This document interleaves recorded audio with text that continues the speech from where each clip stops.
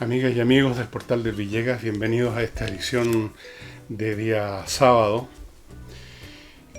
que vamos a dedicarla a un tema, podríamos decir noticioso en cierto sentido, pero lo vamos a ver desde un ángulo histórico, geológico, etcétera, desde una perspectiva de mayor amplitud. Seguramente ustedes han estado siguiendo la noticia, porque ya es la noticia que lo cubre todo en cuanto a la velocidad con que se ha propagado el virus coronavirus, el COVID-19, cómo ha hecho colapsar los sistemas de salud ya en Italia, en España, y la cantidad de muertos que se están produciendo, la velocidad exponencial con que se producen los contagios, historias de gente famosa, actores de cine, políticos que han contraído la enfermedad, anuncios y modelos matemáticos. Yo he estado estudiando varios de ellos, en virtud de los cuales uno puede asumir que va a haber una mortandad de muchos millones de personas. Las medidas que se toman, las medidas que no se tomaron a tiempo, como siempre ocurre.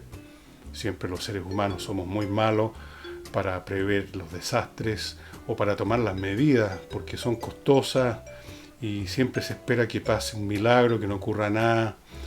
Que no ocurra nada, como dicen aquí, no va a pasar nada. Nos faltan ese tipo de idiotas. Están los que no quieren pagar los costos, que posponen las decisiones. Lo estamos viendo por todos lados. Ocurrió en China, ocurrió en Estados Unidos, ocurrió en Italia, ocurrió en España.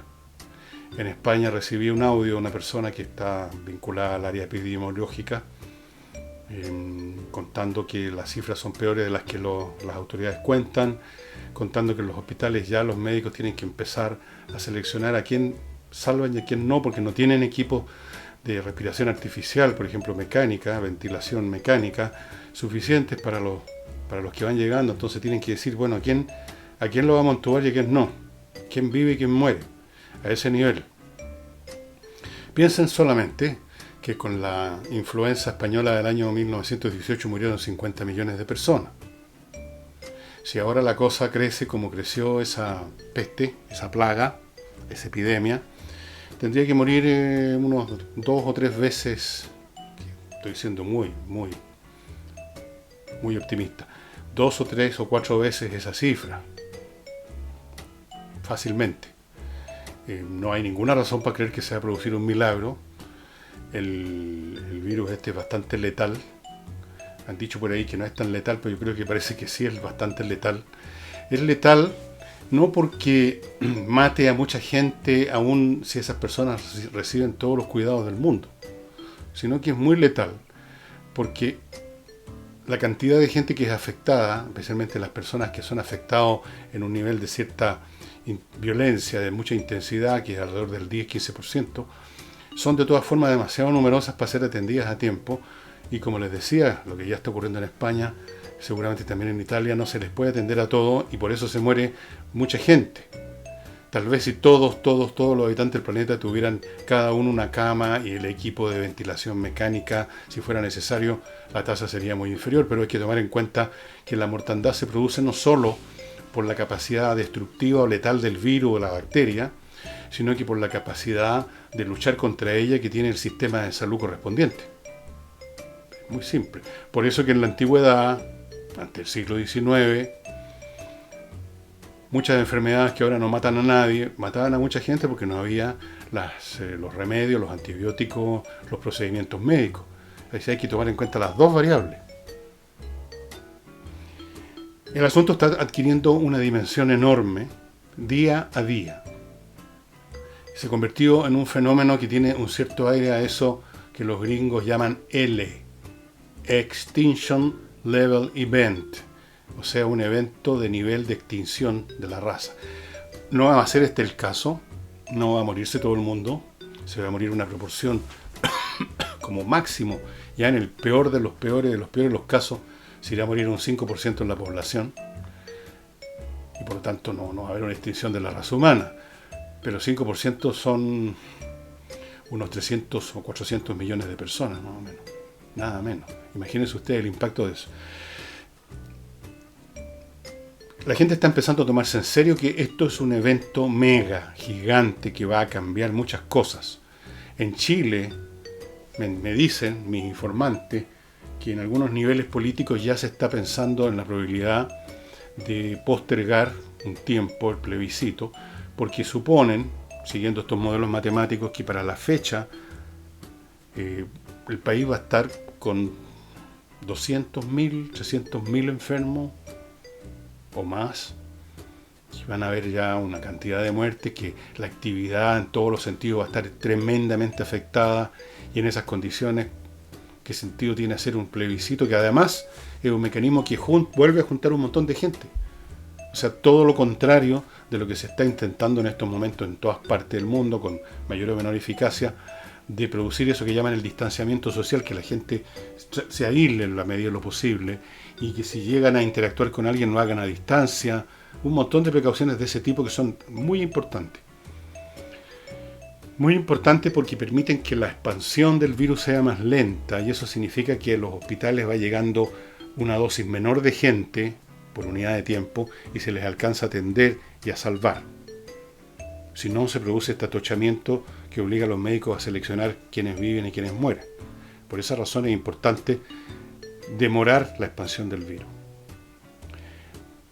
Pero este efecto, lo que ocurre en Chile, no es nada comparado con lo que está pasando o con lo que va a suceder en el planeta.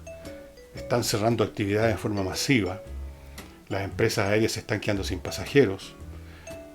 Teatros, espectáculos deportivos, cine, actividades laborales, fabriles, todo está empezando a ser afectado en forma masiva, y va a ser esto acelerado, va a aumentar enormemente en el curso de, yo calculo como máximo en 10 días más vamos a ver una situación inimaginable en este momento.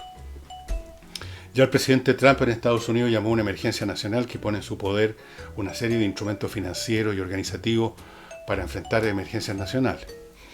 Pero yo les cuento todo esto no para concentrarme en el coronavirus, sino que para concentrarme en la fragilidad de la especie humana y de nuestra civilización, de nuestro modo de vida. Y quiero contarles algunas cosas al respecto. Alguna vez les he mencionado una frase muy certera del historiador Will Durant, que una vez dijo: la civilización existe como cortesía de la geología, es decir, depende de qué se le frunza hacer al planeta. Estamos a merced, los seres humanos, de fuerzas infinitamente más poderosas que las nuestras.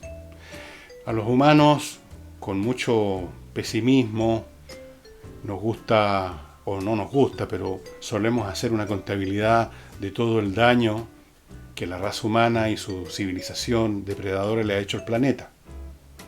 Y se habla de especies en extinción, de bosques en retroceso, pero si uno examina con un poco más de cuidado, va a darse cuenta que lo que ha hecho el ser humano no es nada comparado con lo que hace la naturaleza. De todas las especies que han existido y que existen, especies animales, insectos, pájaros, todo, megafauna, microfauna, el 99,9% de ellas, las que se han extinguido por sobre la base de procesos naturales o cataclísmicos respecto a los cuales el hombre no tiene responsabilidad ninguna. De aquellas especies animales que parece haber un lazo directo con nosotros en cuanto a su extinción, nunca realmente se llegan a extinguir, o rara vez ha ocurrido con una o dos especies. Normalmente lo que ocurre es que una especie sobreexplotada llega un momento en que su número, su masa, es tan pequeña que ya comercialmente o económicamente no vale la pena seguir tratando de cazarla, y se la deja, y los individuos que quedan de esa especie vuelven a aparecer tarde o temprano. Ha ocurrido varias veces ya, que yo recuerde en mi propio lapso de vida. He leído en numerosas ocasiones la noticia que tal o cual especie que parecía extinguida, se han encontrado especímenes aquí y allá. ¿Por qué? Se extinguió esa especie económicamente. Y como pasó con las ballenas. Las ballenas fueron cazadas inmisericordiamente durante el siglo XIX especialmente. Los balleneros cruzaban todos los mares del mundo. Y llegó un momento en que varias especies o varias variedades de ballenas aparecieron como extintas. Se acabó esa caza. Ahora solamente hay 2 países en el mundo que insisten en seguir cazando ballenas: Japón e Islandia, me parece que es el otro. Todos los demás países no cazan ballenas. En primer lugar porque ya por muchas razones, valórica, ecológica, porque ya cambió la dieta, por lo que sea, porque ya no necesitamos el aceite de la ballena para iluminarnos, como ocurría antes, dejó de ser económicamente interesante, cuando se estaban extinguiendo y aún había posibilidad de usarlos como producto, tampoco era económicamente viable sacar balleneros a perseguir ballenas que casi no existían. El resultado es que muchas de esas ballenas que parecían extintas han vuelto a resurgir. Los bosques. Se dice que en toda su historia el hombre ha destruido más o menos la mitad de todos los árboles que existían en la Tierra. Hace, pongamos, no sé, 100.000 años. Pero la mitad. Y ahora está volviendo a crecer la capa vegetal, forestal, a pesar de que todavía quedan muchas empresas que cortan y cortan y cortan, pero en general, por muchas razones tecnológicas, sustitución de la madera por otros productos, las campañas ambientalistas, la comprensión de lo importante que es tener una cobertura vegetal, el planeta, en muchas áreas, no en todo el planeta, pero en muchas áreas donde había disminuido muchísimo la capa forestal, está creciendo. En otros todavía no, pero está claro que el proceso de deforestación o se detuvo ya o está llegando a sus mínimos y está claro que va a volver a crecer la capa vegetal. Es muy difícil para el ser humano, aunque quisiera, dadas sus capacidades, producir daños realmente apocalípticos. Piensen ustedes en las guerras. La Primera Guerra Mundial costó alrededor de 20 millones de muertos.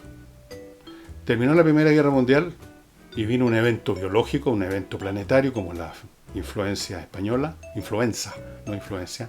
y mató a 50 millones, 2 veces y media la cantidad de gente muerta en la guerra. Los cataclismos naturales, las epidemias, los eventos cósmicos del cual ya voy a hablar, son mucho más poderosos y su capacidad destructiva es mucho mayor de lo que nosotros podamos hacerle al planeta, que es a lo más un pinchazo con una aguja. Porque eventualmente nosotros como especie vamos a desaparecer, eso es inevitable tarde o temprano, y el planeta va a seguir. Y todo lo que haya aparecido como ya extinguido por obra nuestra va a reaparecer. ¿Han visto ustedes documentales sobre Chernobyl? ¿Pueden ustedes imaginar una catástrofe ecológica peor que Chernobyl? ¿Vieron la serial estupenda sobre Chernobyl? Bien, la zona fue abandonada, por supuesto. Hasta el día de hoy no vive mucha gente, aunque increíble, se convirtió en lugar de turismo. Los turistas son una peste, son peor que el coronavirus. Están en todos lados, los tontones sacándose los selfies en medio de los desastres, incluso de Chernobyl. Creen que es muy entretenido eso. Pero en fin, ese es otro tema, para otro día. Bueno, Chernobyl floreció. Chernobyl está repleto de árboles, de animales, de flores, de arbustos. El verdadero depredador ahí éramos nosotros, los seres humanos. Desaparecieron los seres humanos y a pesar de que la destrucción que provocó el evento de Chernobyl, ahí se recuperó. Quizás mutó muchas cosas, algunos animales viven con un grado de radioactividad muy superior a lo que era normal, pero ahí están correteando. ¿Qué grandes eventos de nivel de extinción realmente han ocurrido y pueden volver a ocurrir cualquier día? Y mucho más importante que el coronavirus, aunque va a ser importante el coronavirus. Bueno, voy a partir con el más viejo que se conoce, Extinction Level Event. Ocurrió 13.000 años antes de Cristo. Y le ocurrió a una cultura llamada la cultura Clovis, del nivel tecnológico paleolítico, que estaba todavía viviendo de algún modo o de otro, se las arreglaba para vivir en lo que fue el último momento de la última glaciación, de la última edad de hielo. Y siempre produjo mucha curiosidad y mucha intriga entre los arqueólogos, los antropólogos, el hecho de que esta cultura desapareció muy de súbito, sin dejar huellas. Y no solo eso, sino que junto con la cultura Clovis, o sea, con la gente que vivía en las zonas donde se han encontrado los vestigios de esa cultura, no solo la gente, no solo los seres humanos de la cultura Clovis, sino que toda la megafauna, se llama megafauna cualquier animal o criatura de más de 20 kilos más o menos, desaparecieron los mamuts, desaparecieron todos esos animales grandes, los animales chicos, los perros, los caballos, todo lo que fuera. Y sobre ese particular se trataron de crear un montón de hipótesis, que lo que pasa es que la gente de Clovis había sobrecazado a los animales, mataron a todos los animales y por lo tanto se quedaron sin comida y desaparecieron, pero esa hipótesis fue desechada por millones de razones. Después hubo otras, o sea, da lo mismo, hubo un montón de hipótesis convencionales sobre este tema, pero ninguna era capaz de explicar lo súbito de la desaparición, no solo de esta cultura, sino que también de la fauna asociada a esa época, 13.000 años antes de Cristo. ¿Qué pasó? Se los cuento de inmediato, después de hacerles recordar algunos de mis sponsors, como por ejemplo, don Ulises Caravantes escribió este libro, Desde los valles transversales a los canales australes, que como les he contado en el programa Matiné, Vermú y Noche, es un libro de historia muy interesante que recorre varios periodos, varios bloques históricos de nuestro país. 1828, todos esos años y que llegan hasta 1850 y tanto. Un periodo tremendamente complejo, con guerras civiles, con desórdenes, crímenes políticos, un tiempo muy revuelto, que no sé, me recuerda a otros tiempos. Después, el periodo de 1924, otro periodo revuelto en la historia de Chile. El 2016, qué sé yo. El libro es entonces una mirada histórica muy interesante contada por Ulises, con documentos y material muy propio de él, que él ha encontrado, que él ha investigado, y a los amigos de la historia chilena, desde los valles transversales a los canales australes, es un tremendo libro. Yo aquí tengo algunos datos extras en el computador. Él se presenta, Ulises es ingeniero, escribe, dice que su obra versa sobre hechos acaecidos en nuestro país a partir de la primera mitad del siglo XIX, el estallido de la guerra civil en enero de 1859, que querían reformar la Constitución del 33, no sé si les suena algo. Solo que ambos bandos, dijo, se empeñaron en no destruir las ciudades, ni quemarlas, ni saquearlas. Eran otros tiempos. Quienes quieran comprar este libro, que es muy interesante, y yo no recomiendo cualquier libro, tienen que ponerse en contacto con don Ulises. ¿Y cómo lo hacen? Mándenle un mail, pues. El mail es ucaravantes, con B larga, Vantes, ucaravantes@gmail.com. Anoten, se los voy a decir de nuevo. ucaravantes@gmail.com. Dice que tiene también un contacto por Messenger de Facebook a Ulises Caravantes. O sea, si usted en este momento no alcanzó a tomar nota, no memorizó, ponga pausa, retroceda un poco en el video y va a encontrar los datos que le estoy dando.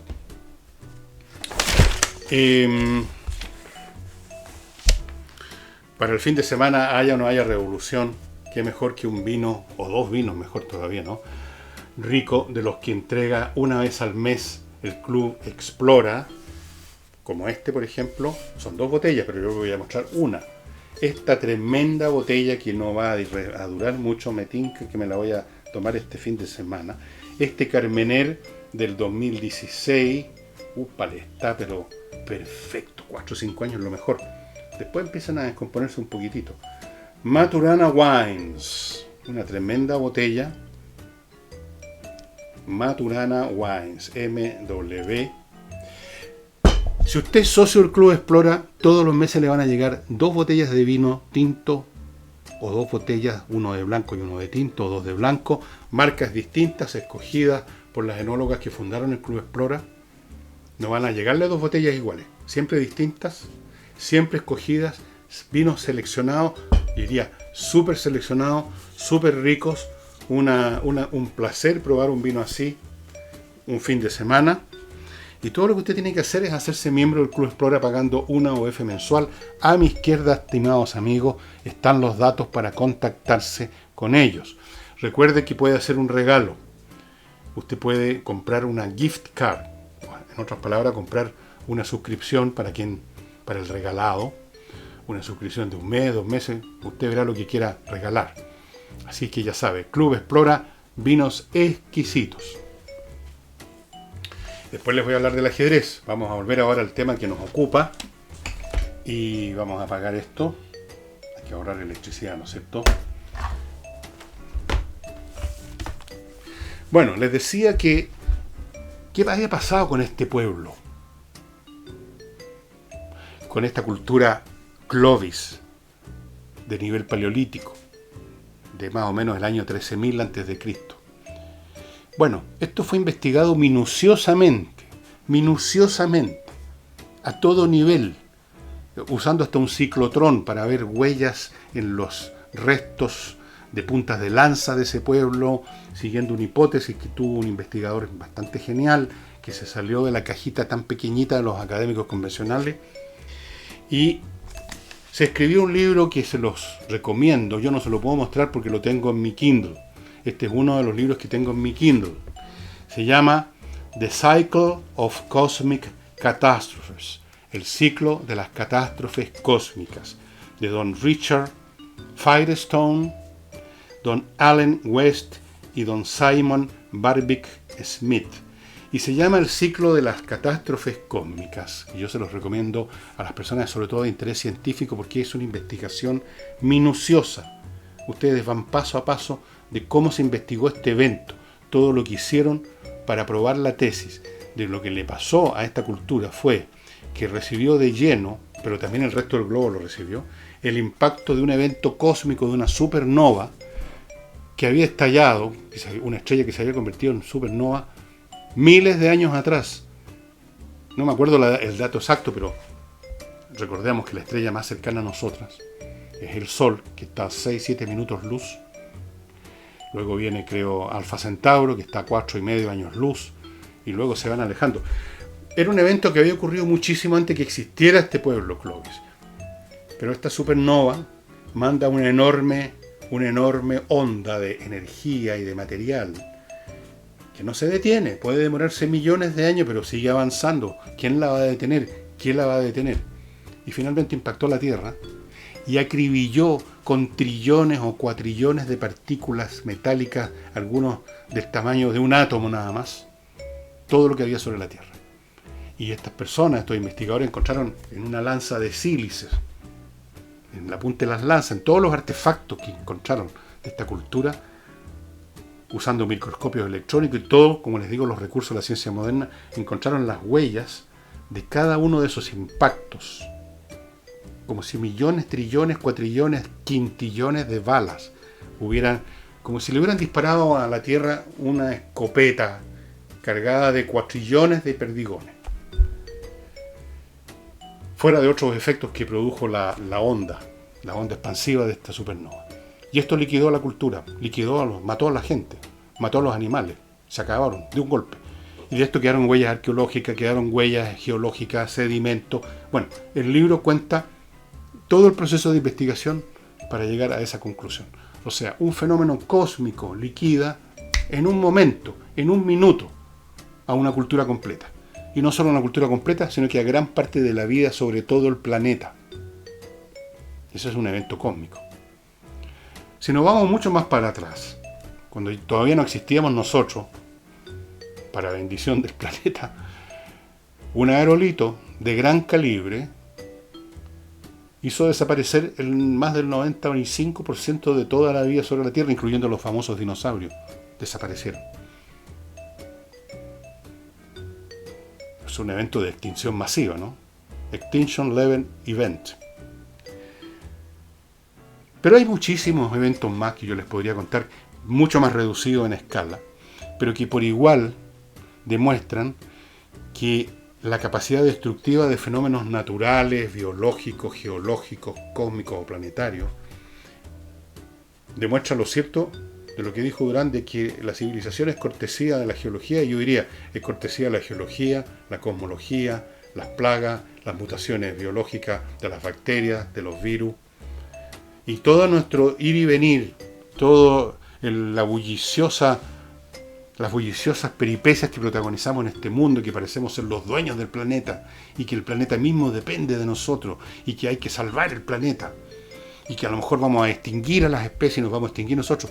Todo eso es un juego de niños, al lado de estas fuerzas cósmicas de las cuales no tenemos el más mínimo control. Hay un tema que se los he mencionado muchas veces en este programa, o en los programas que hago en el portal, en la semana también, que es el de la peste negra, que parece ser que era la peste bubónica que llegó a Europa en 1300 y tanto, siglo XIV, después de Cristo, y mató en algunas partes, 1/3 de toda la población y la mitad, con efectos sociales importantes, por supuesto.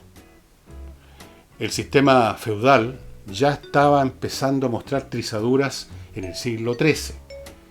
Digamos, los expertos hablan más o menos del 1250, cuando ya empiezan a notarse un montón de fenómenos que hacen que el sistema feudal, basado en una vida puramente afirmada en la actividad agrícola, con un señor dominando su tierra, su feudo, y siervos trabajándola, y la relación entre estos siervos y el señor, y todo lo que se construía alrededor de eso, la cultura que se construyó alrededor de eso, el papel de la iglesia, de la cristiandad, que era la única organización internacional real que existía. Todo eso se estaba resquebrajando ya en el año 1250 por el aumento del comercio, que es una fuerza civilizadora tremenda, no es meramente el cambalacheo de cosas, por fenómenos urbanos, por un montón de factores muy interesantes que ustedes los pueden estudiar en cualquier libro sobre el particular. Pero la peste negra aceleró ese proceso de destrucción de las relaciones feudales, simplemente por una razón, porque murió mucha gente, y por lo tanto la mano de obra se hizo mucho más valiosa. Ganaron capacidad de negociación esos campesinos que antes agachaban cabeza, agachaban el moño frente al señor. La economía monetaria empezó a ser más importante, en fin, montones de cosas. 1/3 y la mitad de Europa murió. ¿Cuántos millones son eso? No lo sé exactamente qué población había en el siglo XIV. Pueden haber sido unas 500 millones de personas, no estoy seguro. En Europa no. En Europa 500 millones en todo el mundo. En Europa deben haber sido unos 100 millones, cuando mucho. Bueno, murieron 50, 100 millones de personas, probablemente. Retrocedamos ahora en la historia hasta el año 1177 a.C. Y aquí hay otro apocalipsis que derriba una entera civilización, la civilización de la etapa tardía de la llamada Edad de Bronce, o sea, de la edad en que la tecnología de la metalurgia se basaba en el bronce. No es que no se conociera el hierro, ya se empezaba a conocer, pero era todavía de muy poca importancia, era muy costoso hacerlo, requiere otras temperaturas para fundir el hierro, otras tecnologías más avanzadas. El bronce era esencial. Las armas, por ejemplo, eran de bronce, no eran de acero, mucho menos de acero, ni tampoco de hierro. Hay un libro famoso, y ustedes pueden ver al autor hablando de este libro en YouTube. El autor se llama Eric Klein, se escribe Kline con C, Eric Kline. Este caballero escribió un libro que se llama 1177, el año que colapsó la civilización.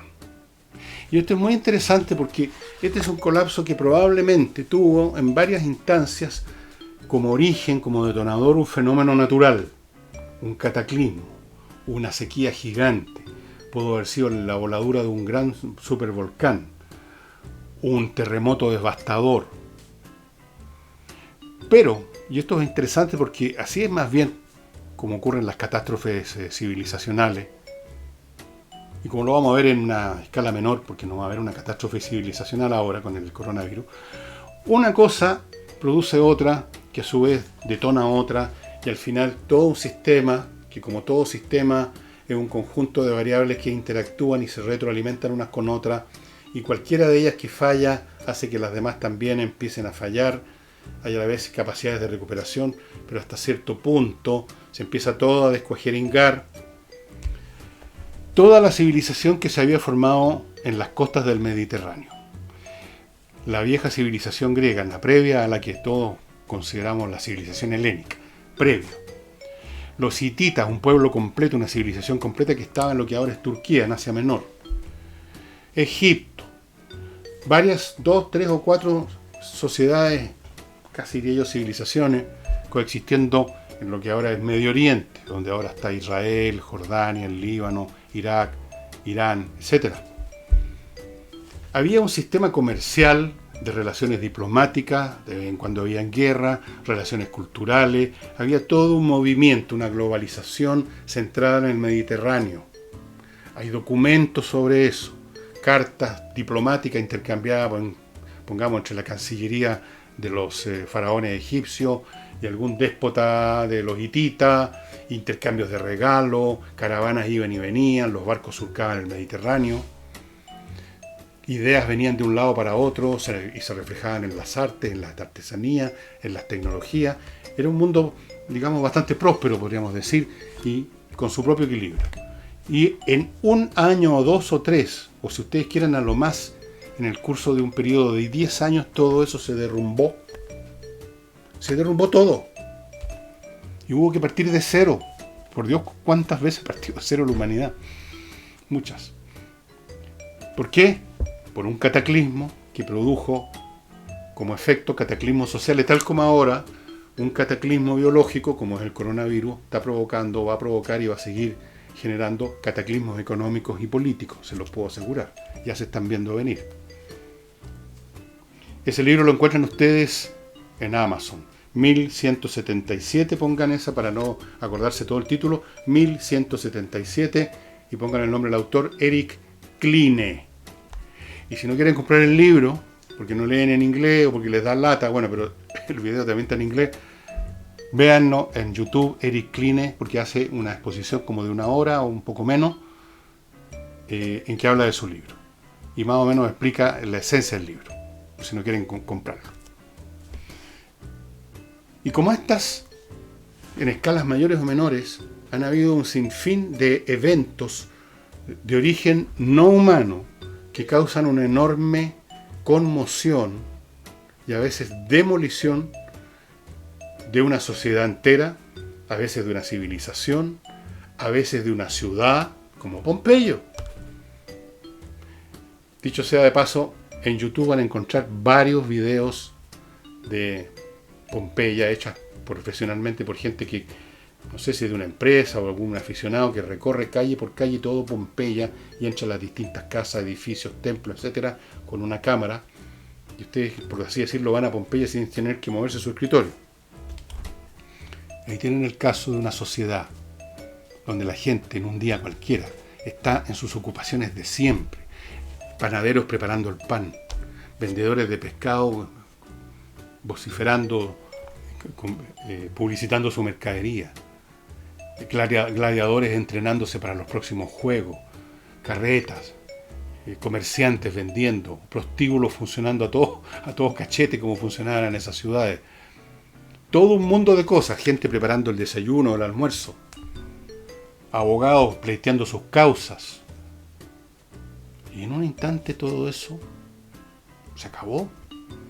El Vesubio explotó. Y Pompeya, además de Herculano, que está al ladito, al otro lado del volcán, desaparecieron de la historia, hasta que fue descubierta su ruina a mediados del siglo XVIII y empezaron las excavaciones que hasta el día de hoy continúan. Y quedó como congelado en el tiempo Pompeya, con esos hornos, con la bandeja, con los panes, el cadáver del perro amarrado que nadie lo alcanzó a soltar, como 1, 2, 3 momias. Toda una ciudad. Y era no solo una ciudad, era un mundo. Tenía su propia su cultura, tenía sus maneras de ser, tenía su historia Pompeya. Venía de mucho tiempo. Si no es una ciudad que hayan inventado los romanos, venía de muy atrás. En un instante, en un día, un evento geológico, volcánico, se acaba. acaba. Y luego tenemos el caso de Atenas en el año 430, cuando acababa de empezar la famosa guerra del Peloponeso, de la cual yo les he recomendado tantas veces que lean Historia de la guerra del Peloponeso, del primer gran historiador científico 100%, Tucídides. Esta obra está en castellano, la pueden encontrar, es una obra extraordinaria.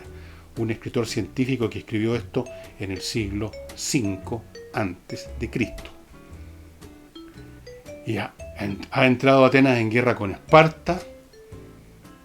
Se han iniciado las hostilidades, llevan un año, hasta las cosas van bien para Atenas, siguiendo la estrategia de Pericles, una estrategia muy inteligente, y de pronto, ébola, parece que ébola, una peste que deja la crema. Entre los muertos, Pericles. Me parece que Pericles murió con esta peste, y eso fue gravísimo, porque se perdió el gran cerebro conductor de esa guerra.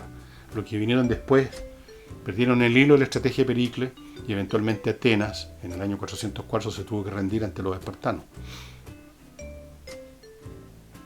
Y Tucídides, en la guerra del Peloponeso, describe muy bien cómo fue esta peste que azotó a Atenas, y probablemente otras ciudades también. Cómo moría la gente en las calles, cómo no había gente que fuera capaz de recoger los cuerpos, no había gente para enterrar a los que morían, los enterradores mismos estaban muertos. En fin, antes de continuar, amigos, agradezco desde luego un ejemplar que me mandaron del libro Esclavitud de don Arturo Ruiz.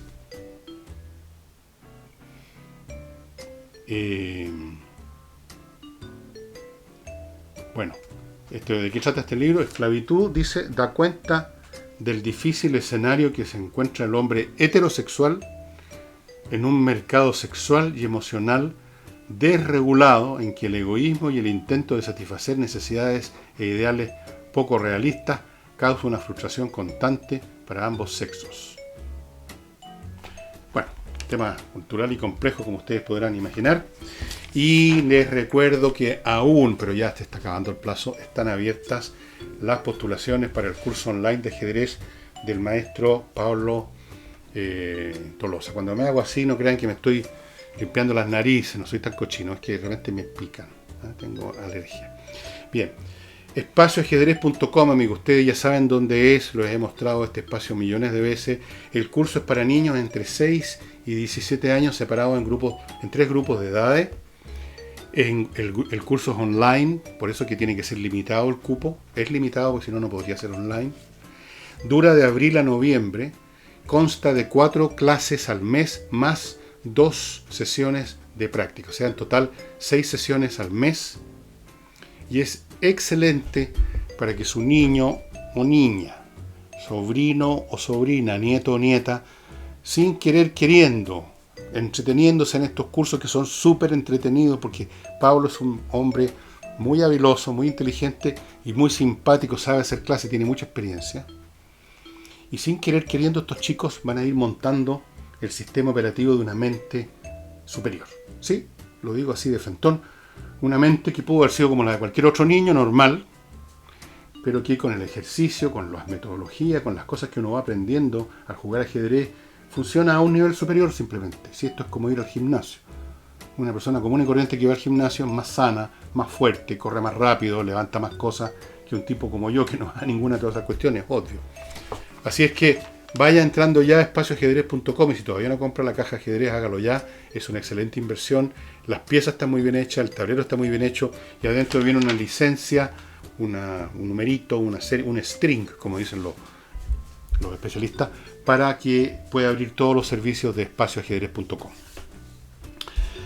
Así pues, entonces, estimados amigos, que vivimos en peligro. Hay una película famosa que se llama El año que vivimos en peligro, pero en el fondo todos los años vivimos en peligro, o al menos todos los siglos. Hay, en este mismo momento, si es que se puede usar esa expresión cuando uno está en un nivel cosmológico, yo creo que no tiene sentido, pero usemos esa expresión. En este mismo momento puede estar ocurriendo a 10 años luz, en un planeta que está por allá, en una estrella que está por acá. Un evento que dentro de 5 años, dentro de 10, dentro de 20, dentro de 50 nos va a liquidar. Y no tenemos idea. En este mismo momento, y ahora sí que es cercano, el Sol, nuestra estrella, puede estar sufriendo procesos internos que dentro de 10 minutos, o dentro de 10 días, o dentro de 10 años, van a generar una ráfaga de plasma que nos va a freír. En este mismo momento, bueno, en algún momento del futuro incierto, el supervolcano de Yellowstone puede explotar y, buenas noches los pastores, una vez más, vivimos en peligro. Y nuestra sensación de que no pasa nada, que la Tierra es una extensión, algunos todavía creen que es plana, donde no ocurre nada, que los cambios geológicos ocurrieron ya, o son muy lentos, bueno, son lentos, pero de pronto se desencadenan más rápido, como lo muestran los terremotos, ¿no? Dependemos de eso y no tenemos la más mínima idea. Creemos que todo depende de nuestras peleas políticas, económicas, nuestras guerritas, de nuestra actividad de insignificante sobre la superficie del planeta. Y la verdad es que no nos olvidemos nunca que somos realmente insignificantes. A nivel del planeta, imagínense ahora a nivel cosmológico. No somos nada. Vivimos todos los días y todos los minutos en peligro y no tenemos la más puta idea. Bueno, les recomiendo por última vez estos libros, El ciclo de las catástrofes cósmicas, The Cycle of Cosmic Catastrophes, por Richard Firestone. Con ese nombre de neumático se van a acordar. La cosa esta de 1177 de Eric Kline.